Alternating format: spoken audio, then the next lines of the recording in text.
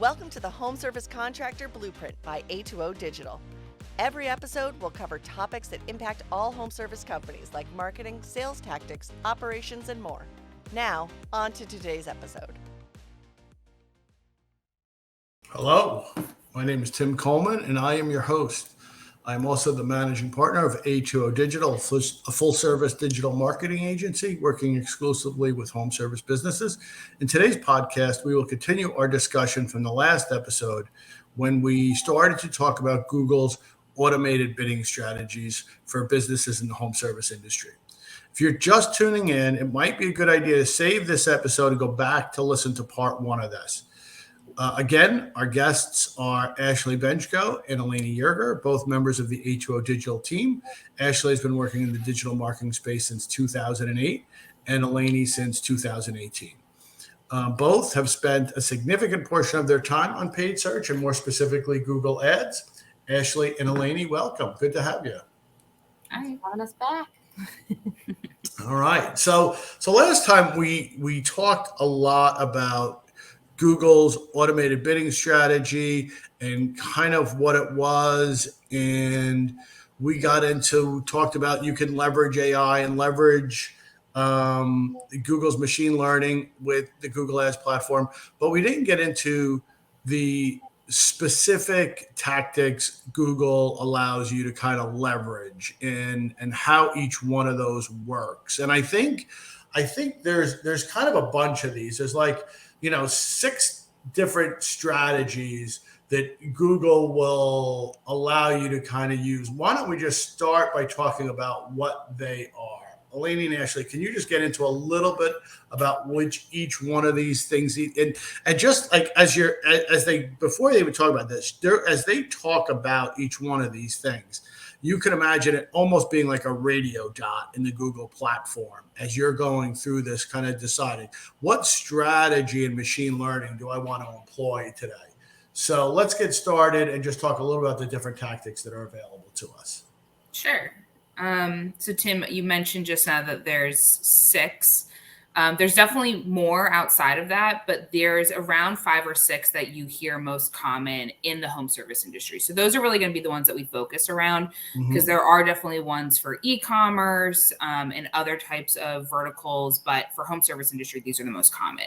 So the one that we see utilized most is maximize conversions. In this strategy, we give Google a daily budget, and then they'll get as many conversions as possible for that amount. If you remember from last episode, a conversion is kind of a lead. So they're synonyms. So it's get as many leads as possible for that budget. So if I tell you I want phone calls and people to maybe contact forms and tell you I'll spend $100 a day, then Google's going to kind of go get me as many of those conversions or leads as they can for $100. Correct. And so Google will set the bid for each auction, each search that a customer does to get as many leads as possible given your budget. So They may bid more aggressively on a searcher that maybe leans more towards your ideal clientele, and maybe they will bid less aggressively or not bid at all on a searcher who is less likely to click or less likely to convert. Cool. Got it. And that's called maximize conversions. What's next? Correct. The next step on maximize conversions is target cost per action, or TCPA. It's an extension of max conversion. So it's the same mindset of you set a budget and they'll get you as many conversions as possible for that budget. On TCPA, you put a limit for how much you would spend per conversion or per lead. So you could say get as many conversions as possible as long as they're not more than $100 per conversion. So I kind of think about it as like a leash. Google will kind of go run as far as it wants, but only as long as you kind of set that leash to. Okay. And what's next? That's target cost per action. Yep. A similar flip on this is target ROAS, or target return on ad spend. This strategy uses their AI bidding in conjunction with your revenue information that has to be reported back. So they kind of tie in how much you're making on the job to get you as much return on your ad spend as possible. And then Google will adjust your bids on each searcher to maximize your return on that ad spend. Okay, so here Google's going to use revenue. We'll talk in a little bit about how that magic happens, but just for now, realize Google wants to literally use the revenue you're getting on different jobs and keywords that you're bidding on to complete the circuit on that one. So that's return on ad spend. We'll talk more about that in a little while, so don't worry if that's a little bit fuzzy right now. What's next? Maximize clicks. So similar to maximize conversions, where you set a budget and then Google does as much as it can to maximize that budget. But instead of going after conversions, it's going after clicks. So it's trying to get you as many clicks on your ads as possible. Okay. Clicks are like, I don't know what they're like, okay. Maximize clicks. That doesn't sound like a strategy that's probably going to work too well for some of our customers. Let's talk about the next one. Target impression share. So this one's a little nuanced, kind of probably a little buzzwords here.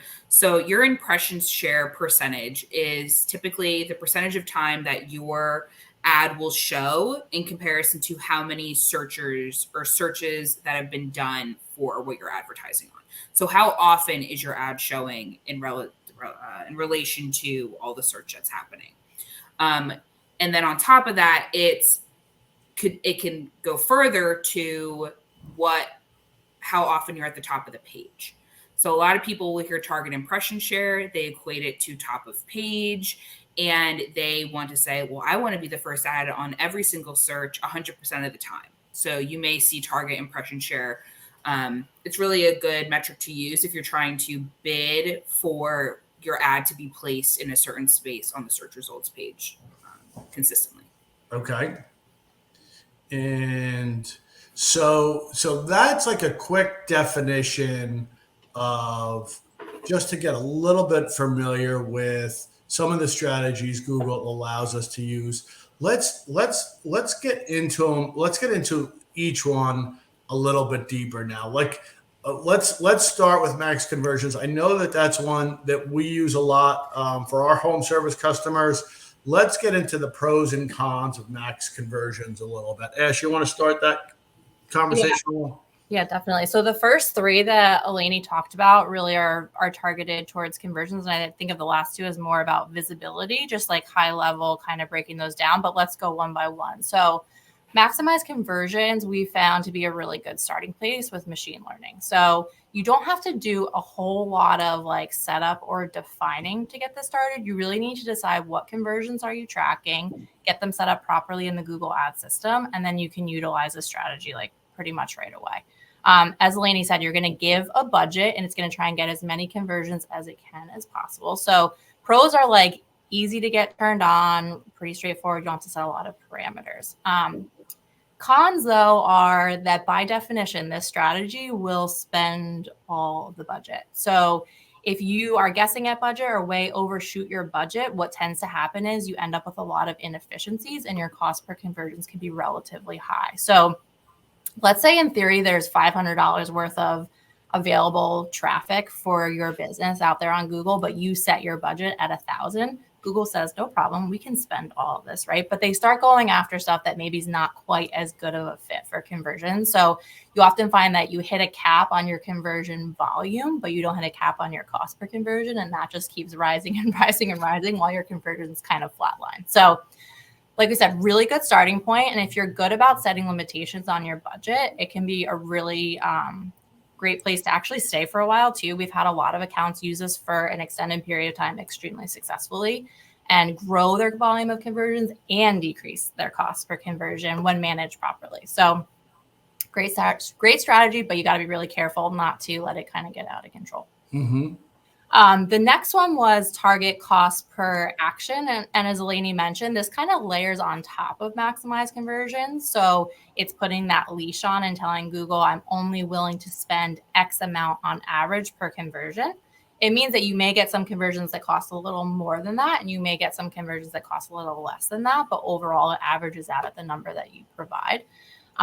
Pros are that you're telling Google, like, I'm only willing to spend $100, or I'm only willing to spend $50, or I'm only willing to spend $200. And they do generally do a pretty good job at saying, at least within those confines without going over. You will find sometimes they actually go under, which most people don't complain about if they're getting conversions for less than they're willing to pay.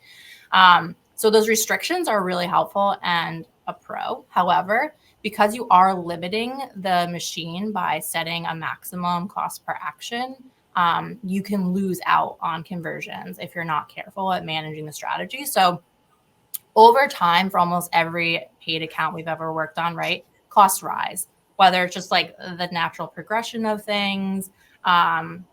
It can be a variety of different factors, but those are going to go up over time. You'll also see on a regular basis that seasonality can cause your cost per action to rise or fall. So what we typically see is during very busy periods, the amount it costs to get a conversion often goes down.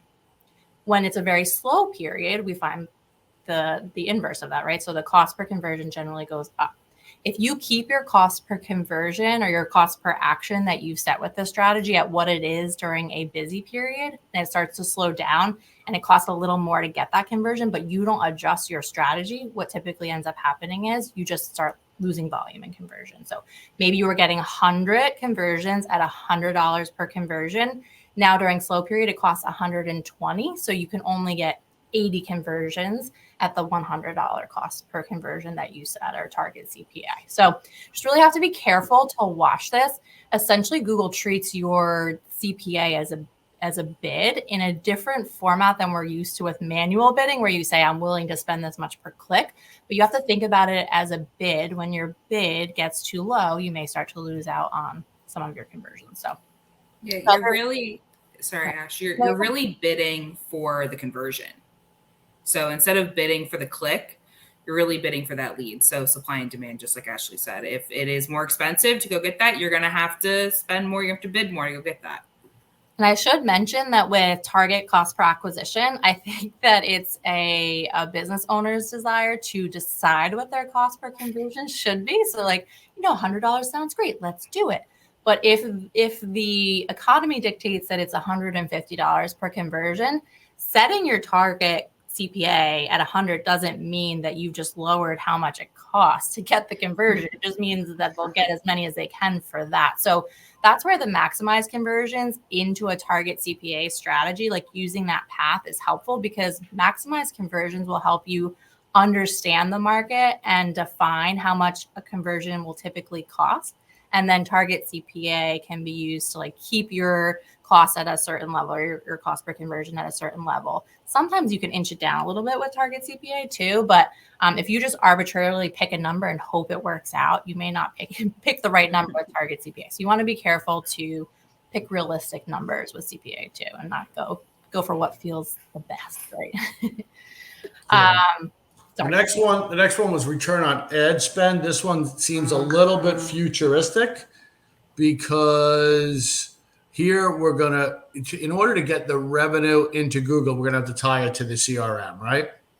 So I think the best way to use the strategy target ROAS is to use the revenue from the CRM. But let's go even more basic, because you can technically use target ROAS with arbitrarily assigned values for conversion. So all that means is, I'll use a simple example for home services. Let's say your business decides that a repair call is worth X to you and an installation call is worth 2X. Whether that's true or not, just disregard. But we say repair is worth X, installation is worth 2X. You're basically arbitrarily setting a value to those two conversions that are different, and you're communicating to Google that one is worth twice as much to me as a business as the other, so that the AI bidding can go in and say, we're going to be more aggressive for a higher value conversion and less aggressive for a lower value conversion. So technically you can use this strategy and arbitrarily set those values. However, that's tricky, because you're kind of saying like installations are always worth 2X and repairs are always worth X. And it's rarely that cut and dry or that simple.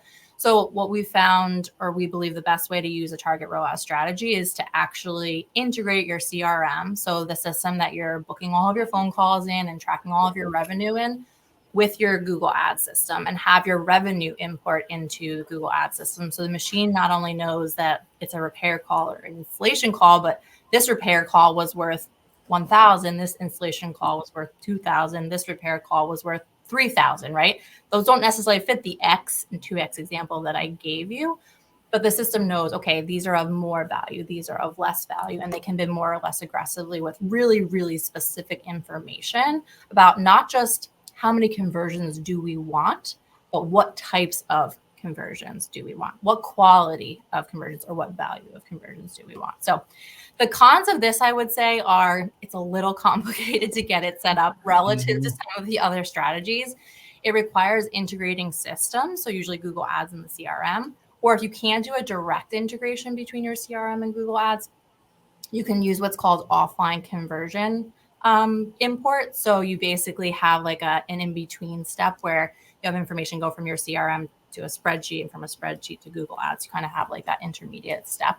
But again, it requires a bit more planning, a bit more structure, definition to what you're trying to accomplish. And so not maybe the best starting point, but I think a really good target like to evolve into with the machine learning strategies.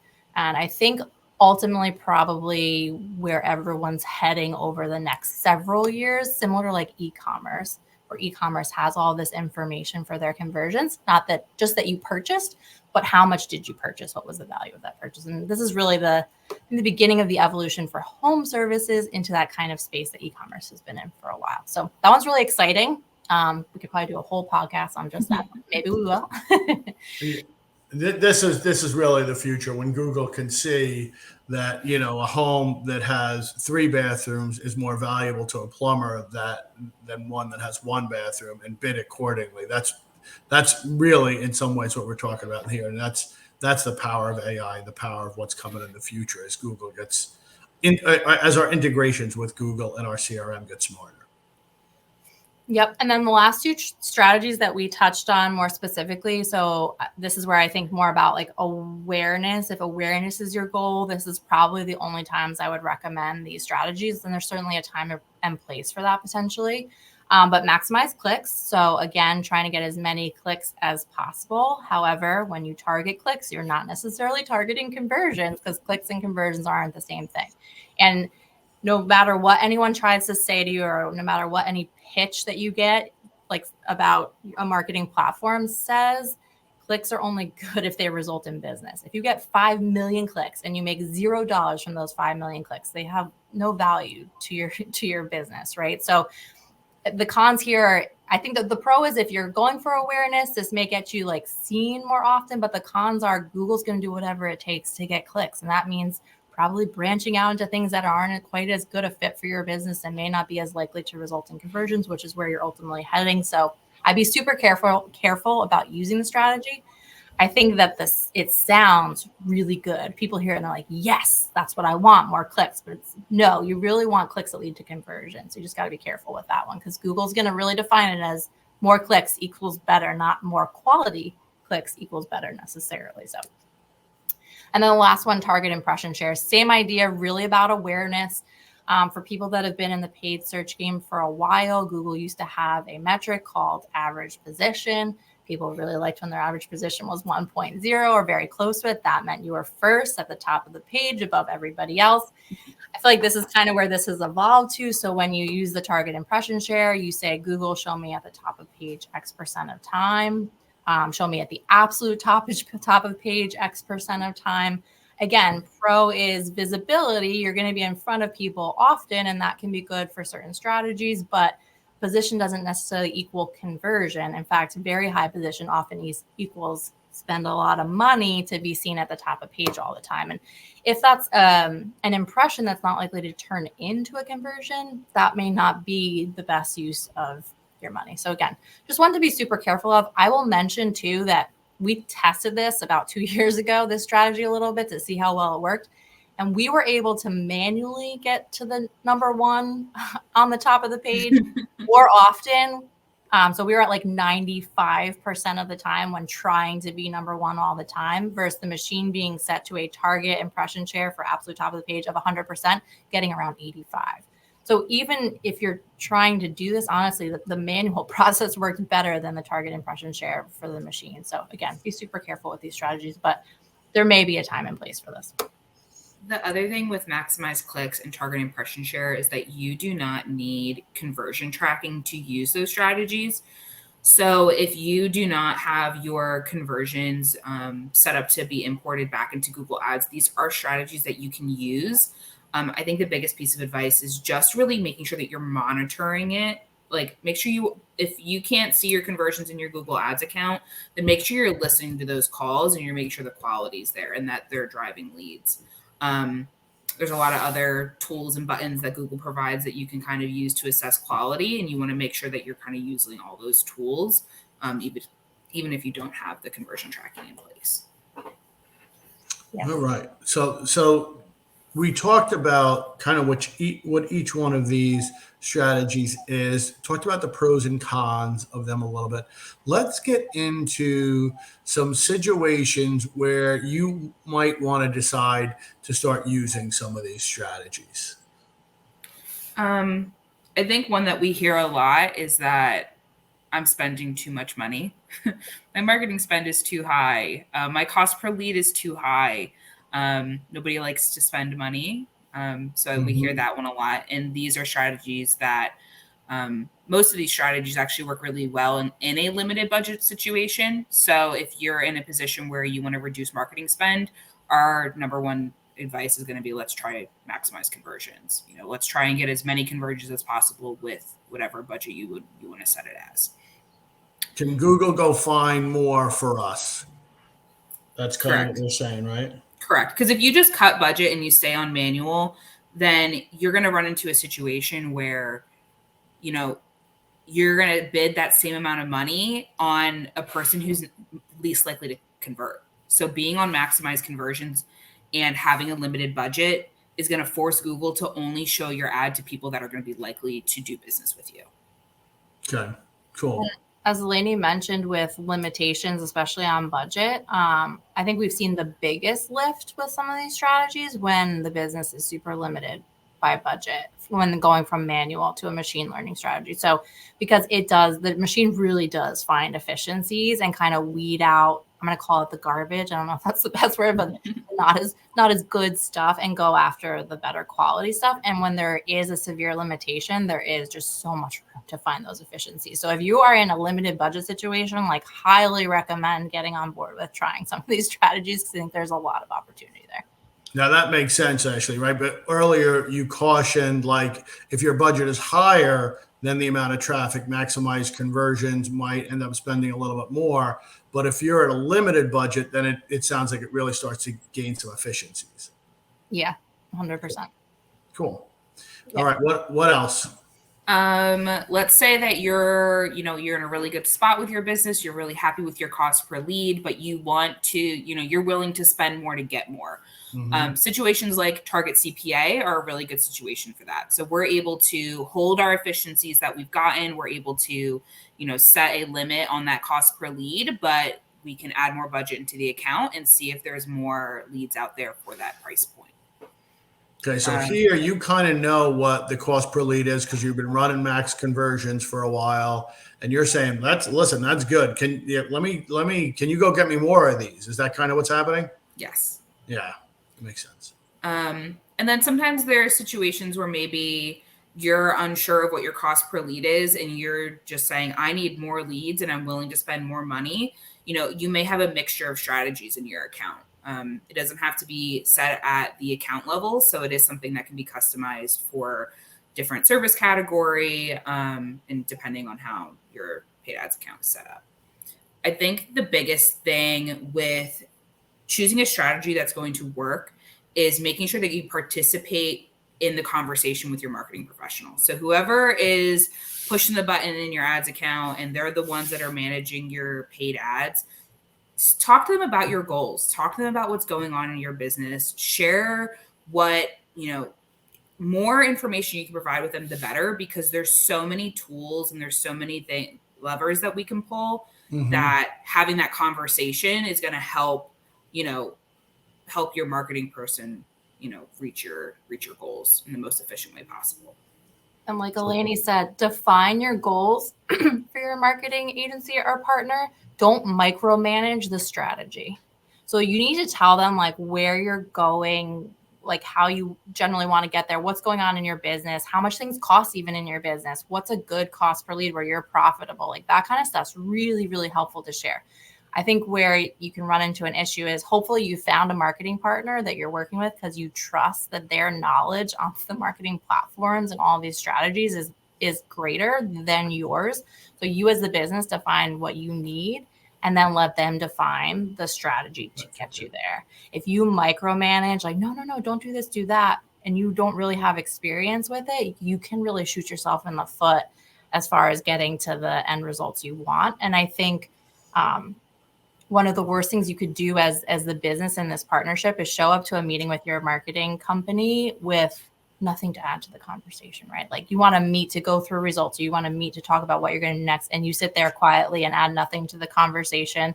Let them share, which is fine. They should share with you. But if you're not having a two-way conversation, I can tell you from experience with over 100 different clients, the best results that we can get for our clients are when we truly partner up together and share information between marketing and business back and forth. So just like Eleni said, make sure you participate, but participate in a productive way. Don't micromanage the strategy. Bring as much as you can to the table about what your goals are as a business. And that's going to allow your partner to do the best job for you. And even if it's a situation where you're like really happy with your lead volume and you're not looking to grow and like, you're like, okay, I'm in a space where like, I'm ready to stay like at this level for a while, still share that because maybe there's an opportunity, like at least from our perspective, we love when we save our customers money. Like if we're able to like cut your marketing spend in any way, like that's going to help you win, even if you're maintaining that lead volume. So like any piece of conversation, even if you feel that like you're really content with things and you don't want to change anything, there still may be opportunity out there. Cool. All right. So last episode, we started to talk about a business that had really strong results by, using machine learning and diving into some of these strategies. Can we go deeper into that and talk about the process to kind of roll this out and what happened? Sure. So as a refresher from our last episode, this business is located in a very large metro area where cost per clicks are really expensive and there is a lot of competition in Google Ads. So there's a lot of, it was a tough account just because of how expensive and how competitive people were.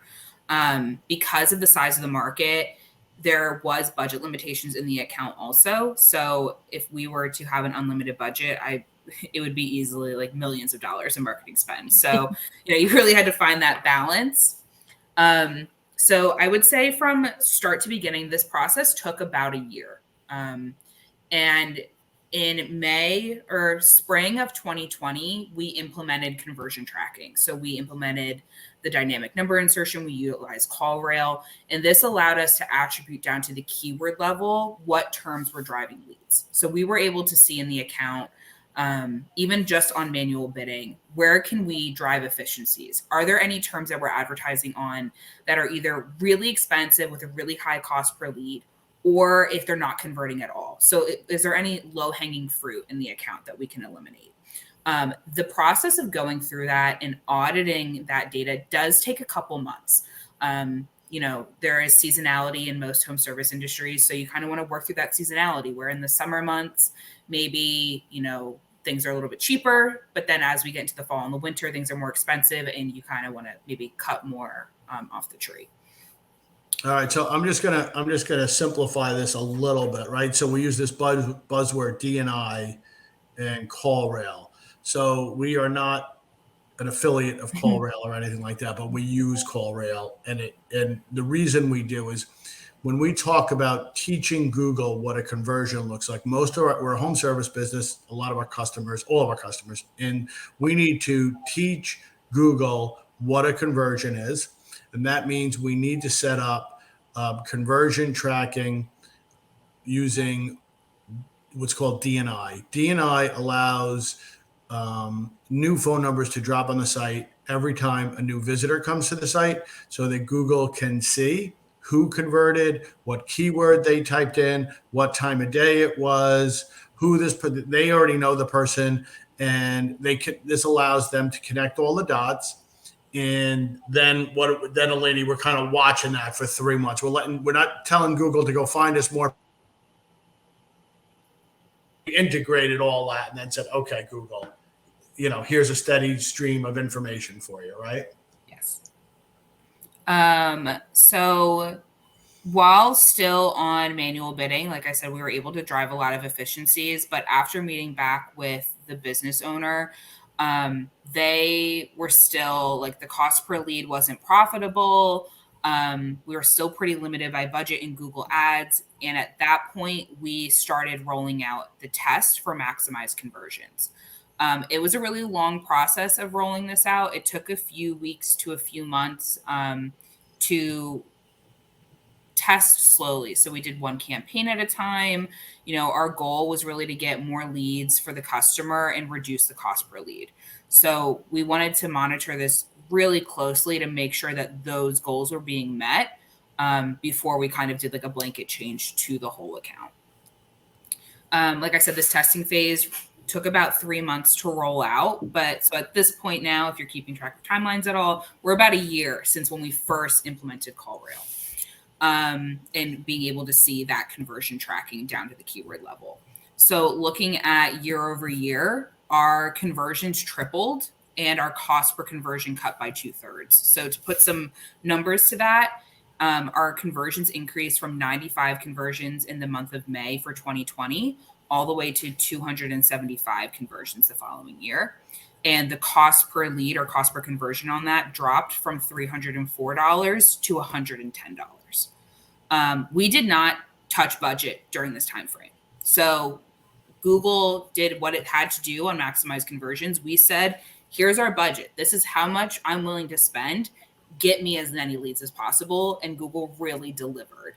I think the important part of this is that we did spend many months auditing the account for efficiencies already on manual. So just something to keep in mind as you're working in your accounts. Automated bidding and machine learning strategies are really successful on good foundation. So make sure that your account is set up, your account has efficiencies built into it, and then your machine learning strategies are going to perform even better.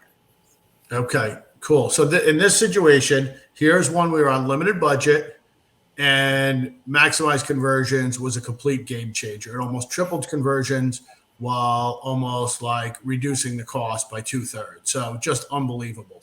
Reducing cost per conversion. Yeah. So, okay. Let's take another example. Sure. So Eleni went through an example in a, like she said, very large metro area, very expensive, very competitive, like densely populated with businesses in the industry. So this one's a smaller metro area, maybe small to medium sized metro area, but significantly different. There was competition, but it was very manageable. There were a few big players, but not a lot. It wasn't the cheapest market, her metro area, but it also was by far not the most expensive when we looked at others in the industry. So kind of like a middle of the road situation. Mm-hmm. And we were working with a client that had been doing Google Ads, pay-per-click for many years. So they were familiar with the platform when the average position metric existed, which has now been quite a few years since it existed. They became quite obsessed with being number one or at the very top of the page as often as possible. And they started to kind of attribute being number one or at the very top of the page as like that was what success meant. I had to be number one. That's how I get conversions. If I'm not number one, I'm not going to get the most leads I possibly can. It can't happen. So this is what I'm obsessed with. This is what I must do.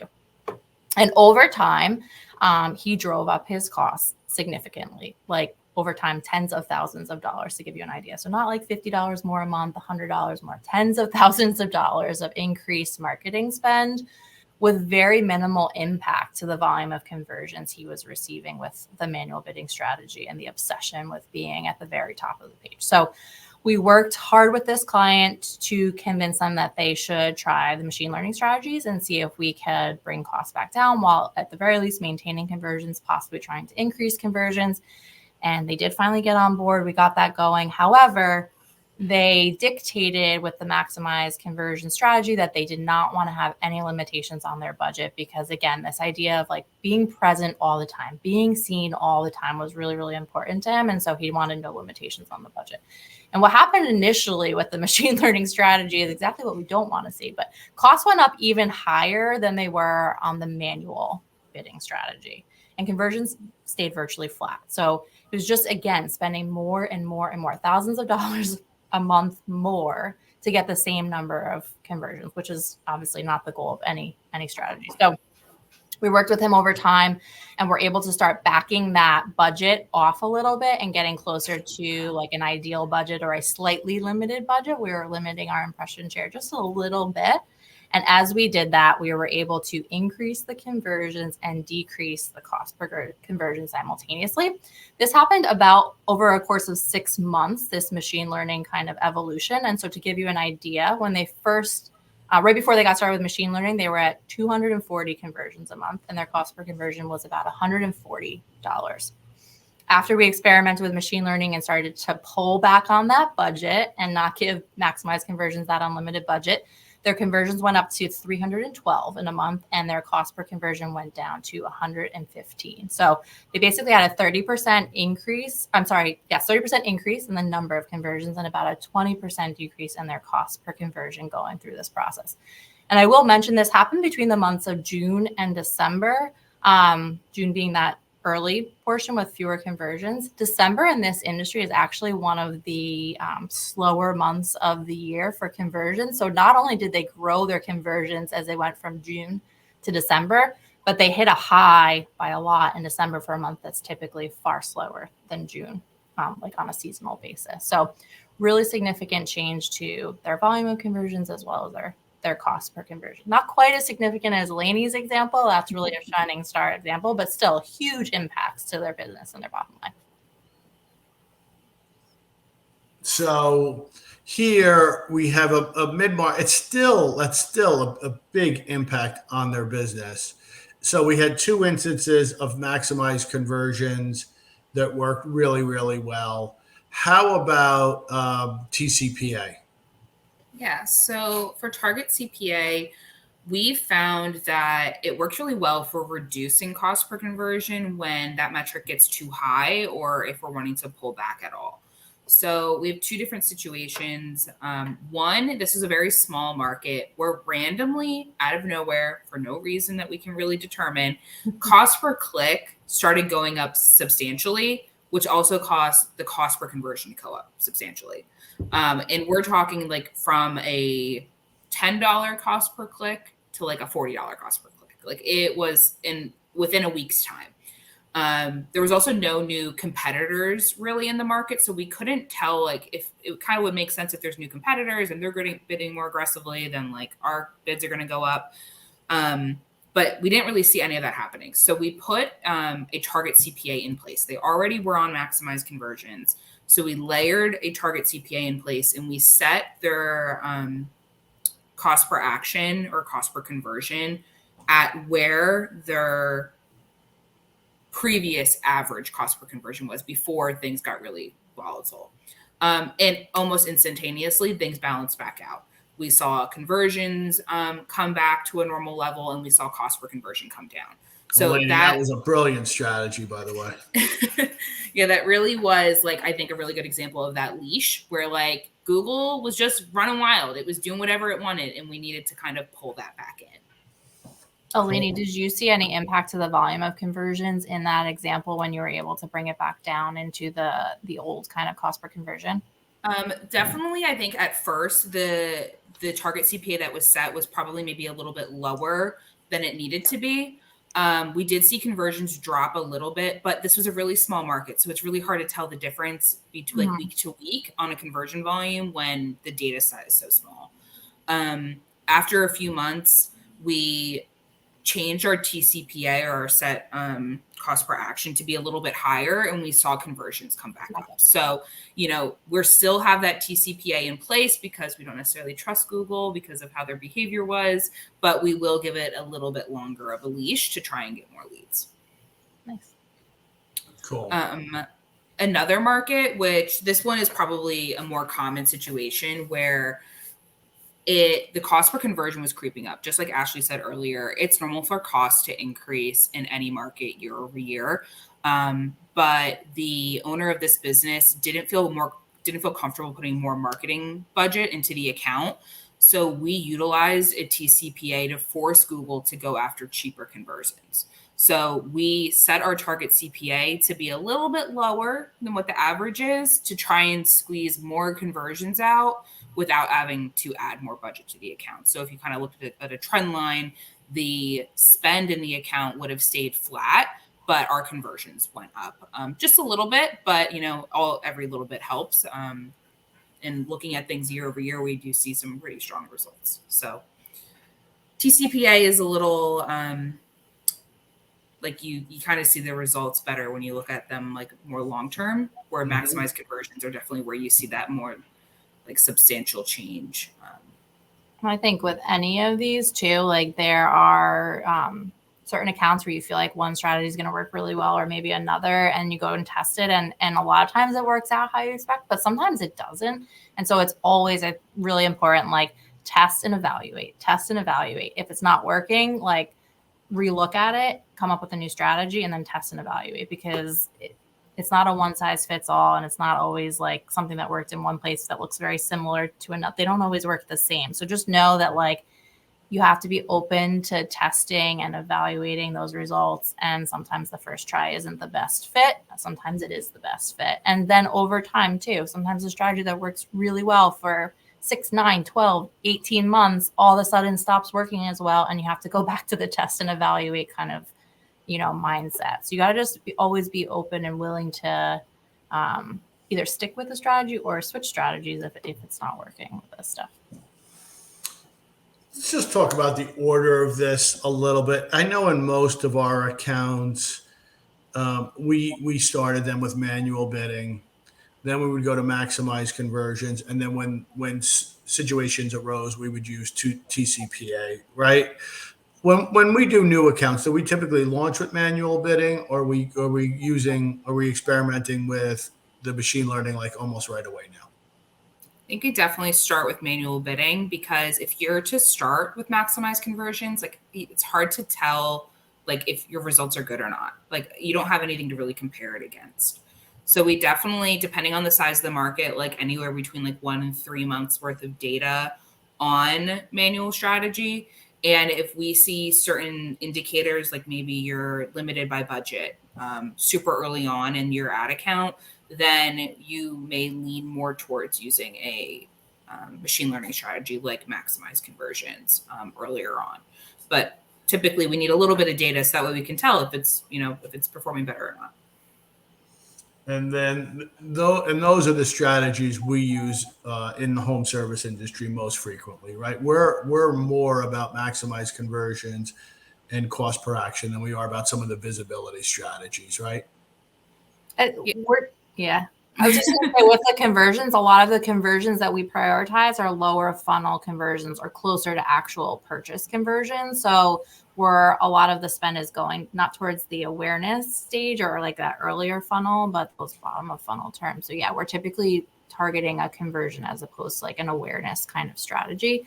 Also, like the stuff that we've experimented with in Google, when we tell them we want a lot of clicks, they get a lot of clicks, but we're not really happy with the clicks that we're getting. So we haven't had tremendous success or felt that the quality of the results are really up to where we want them to be with some of those other strategies. So we've kind of moved away from them for the most part. All right. Any final words? I think, I really think it's be willing to test new things as Google rolls them out. Like, be willing to try new things. And if it doesn't work, maybe come back in a few years and try again, because that's definitely our story. We tried many years ago, wasn't thrilled, but now here we are 2 episodes deep, really excited about it. So I think it's, you definitely give it a try. All right. Ash?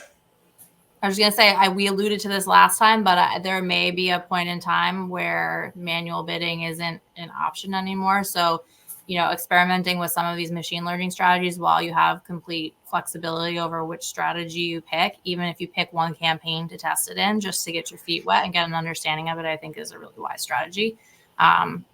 This is being pushed more and more and utilize these strategies more and more by more businesses. So you just don't want to be left behind or like in the dark about how they work and how they can help your business. So awesome. So, folks in the home service industry, we all know how expensive, Google has been getting, how much clicks have been rising through the pandemic as more business became available.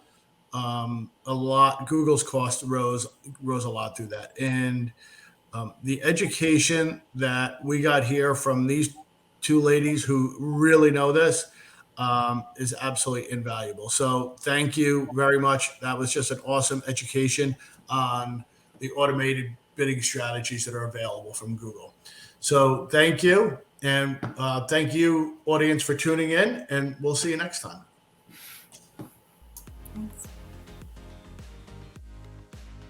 Thanks for listening to the Home Service Contractor Blueprint. Don't forget to leave a review and subscribe so you can stay up to date on home service trends.